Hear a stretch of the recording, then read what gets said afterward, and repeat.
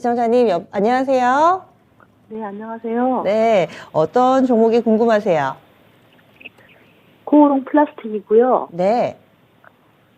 얼마에 사셨어요? 13,000원이요. 13,000원에 비중은 어떻게 되세요? 비중이 50%요. 50%요? 네. 오, 꽤 많으시네요. 이 종목이 네. 사실 근래 크게 주목받지는 못했었는데 어떻게 알고 처음에 접근하셨어요? 네, 오래됐어요. 네. 네, 5월 달에 수익 실현하고 아, 네. 재매수했는데 네. 계속 떨어져가지고 네. 이제 조금 물타기 해서 지금 단가 맞춘 거고요. 네. 바닥을 8,000원대 중반 치고 조금씩 지금 오르고 있거든요. 네. 네. 근데 매수가까지 올 수 있을지. 네. 원금 회복 가능할지 네, 궁금하시군요. 교체 매매를 해야 되는지. 예. 네. 지금 기간은 좀 여유 있으세요? 네네. 예, 알겠습니다. 저희가 일단 시청자님의 상황은 어느 정도 파악이 됐으니까요. 감안해서 진단해 보겠습니다. 네. 예, 비중이 높으실 만한 이유가 있었네요. 작년 5월에 뜨거웠죠. 그때 수익을 실현하시고 그러다 보면은 이 종목이 좀 괜찮나 보다 이런 확신을 가지실 수가 있습니다. 그런데 그럼에도 불구하고 주가 계속 밀려 내려가니까 추가 매수를 하셔서 비중은 꽤 높으신 편 50%의 비중에 평균 매수 단가 13,000원. 시간 투자는 가능하시고요. 원금 회복 가능성이 궁금하다 이야기해 주셨는데요. 김영희 전문가님, 이 종목은 어떤 점을 포인트로 봐야 될까요? 일단은 코오롱 플라스틱 같은 경우에 보통 이제 이 친환경 차량 경량화 쪽에 이제 모멘텀이 형성이 되어 있고, 그러면서 또 이 플라스틱이 아무래도 이제 또 이 친환경 탄소 중립에 대한 이야기도 나오다 보니까 이제 이 부분에 대해서도 어느 정도 좀 이야기가 나온다라고 생각을 해주시면 될 것 같습니다. 그러면서 좀 모멘텀이 형성이 될 때 상당히 크게 상승이 나오는 그런 종목이다라고 생각을 해주시면 될 것 같은데, 지금 일단 코오롱 플라스틱의 가장 큰 문제점은 무엇이냐라고 했을 때 시장에서 지금 현재 주목을 전혀 받고 있지 못하다라는 부분이 중요할 것 같아요. 지금 보게 되면 코오롱 플라스틱이 사실 떨어질 대로 떨어졌다라고는 생각이 되고 있거든요. 그러면서 작년 실적이 나빴느냐? 그렇게 나쁘지도 않았습니다. 나쁘지도 않았는데 워낙에 일전에 크게 상승이 나왔었던 구간이 있었기 때문에 지금 현재 이 상승이 나왔었던 구간에 다 반납을 하고 다시 한번 힘을 모아가는 구간이다라고 저는 생각이 됩니다. 그러면서 지금 어찌됐든 이 코오롱 플라스틱은 이 현재 갖고 있는 모멘텀이 향후에 주목을 받을 수 있을 것이냐라고 했을 때는 저는 충분히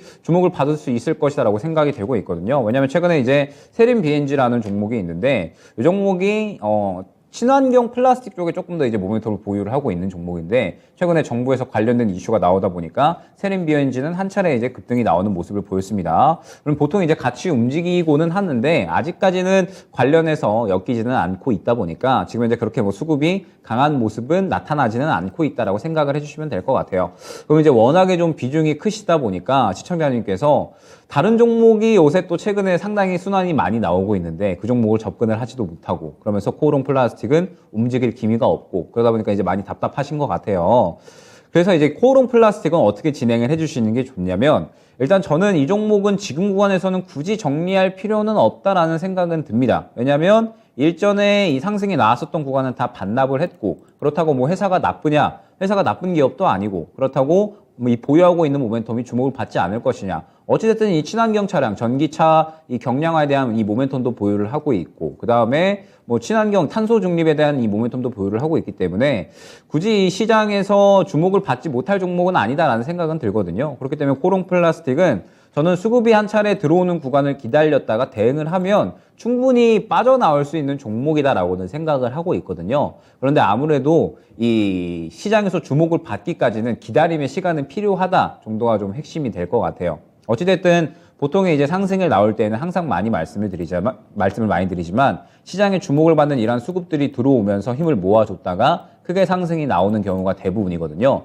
그러면 코오롱 플라스틱은 지금 현재 약 한 9,000원 정도 구간에서 12,000원 정도 구간까지 오랫동안 또 힘을 모아오고 있기 때문에 아마 한 차례 수급이 들어가게 되면 충분히 추가 매수해서 빠져나올 수 있는 대응 구간은 잘 줄 겁니다. 그런데 그 기간이 언제 오느냐가 중요할 것 같고 그 기간을 정확하게 말씀드리기는 사실 이제 어려운 부분이 있는 게 사실이에요. 코롱 플라스틱이 뭐 이제 관련된 사업에서 실적이 좀 잘 올라온다라거나 아니면은 이 관련된 섹터 자체가 상당히 크게 주목을 받는다거나 이러한 이제 모멘텀이 좀 형성이 되어야 되는데 아직까지는 시장에 그러한 모멘텀이 형성이 되어 있지 않다 보니까 수급이 적게 들어가는 그런 모습을 확인을 할 수가 있거든요. 때문에 일단 지금 현재 상태에서는 수급이 강하게 들어가는 구간을 어느 정도 기다릴 필요가 있다라고 생각이 되고 그 구간까지는 최대한 이 기회비용을 적게 줄이는 그러한 이제 이 전략이 중요할 것 같습니다. 일단 다른 비중으로 하여금 저는 최대한 다른 종목으로 수익을 좀 많이 챙겨 놓으시고 가능하시면 수익 본만큼 코오롱 플라스틱은 약간씩의 비중을 줄여 놓으시는 게 좋지 않을까